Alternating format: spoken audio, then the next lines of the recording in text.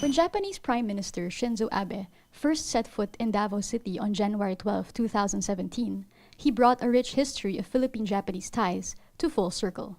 If there's one city in the Philippines where friendship between Filipinos and Japanese survived the test of time, it's Davao City.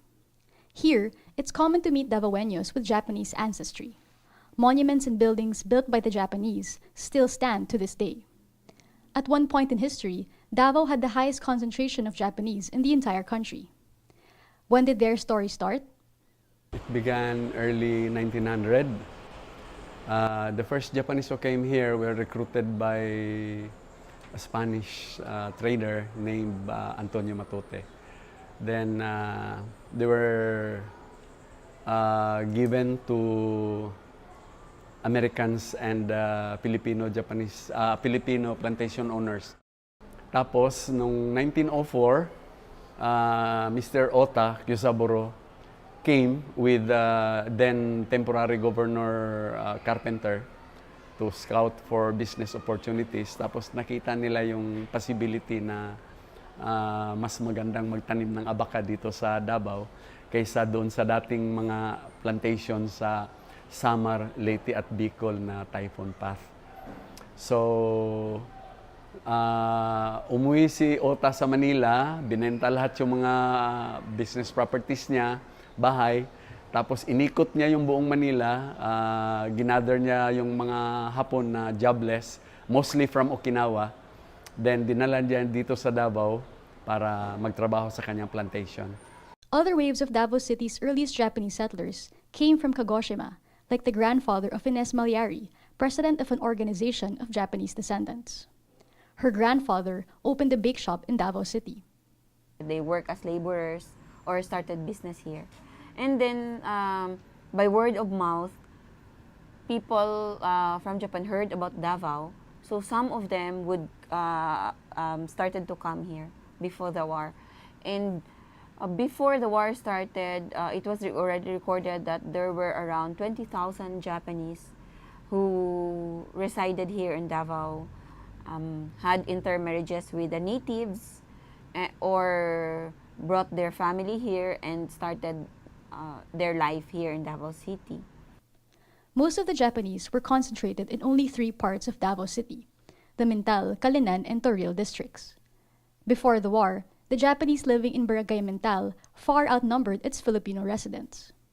Mintal became known as Little Tokyo.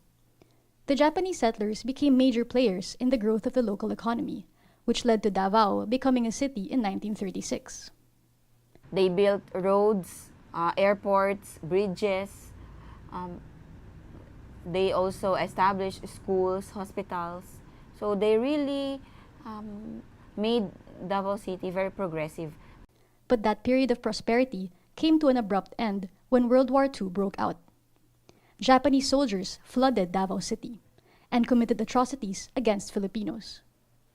Many of the Japanese settlers became interpreters for the Japanese army. When war ended in 1945, it left behind blistering wounds. Nung pagkatapos ng giyera,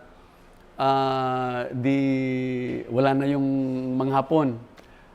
Pag-resume ng classes, yung mga anak nila na mistiso, parang nabubuli sa school. Yung tinatawag na traidor, pamilya kayo ng mga traidor, anak ka ng Hapon, anak ka ng Sakang. The trauma was so great that Japanese descendants shed their Japanese surnames in favor of Filipino ones.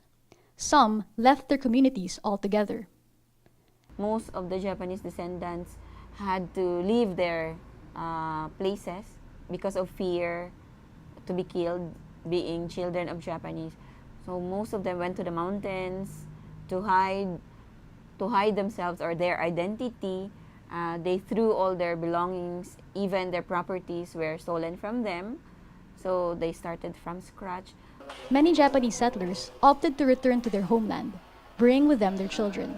But the policy forced underage Japanese descendants to stay in the Philippines with their Filipino mothers. Perhaps the best place to reflect on the long history of Japanese in Davao City is Mintal Cemetery, once a cemetery exclusively for the Japanese. Under ancient acacia trees, monuments commemorating the early Japanese settlers stand as witnesses of history. but the memory of Philippine-Japanese ties in Davao City has not been erased. It's kept alive by places like this international school run by Japanese descendants. Here, students of all nationalities are taught Nihongo and Japanese culture. In 2002, the college, Mindanao Kokusai Daigaku, was also established.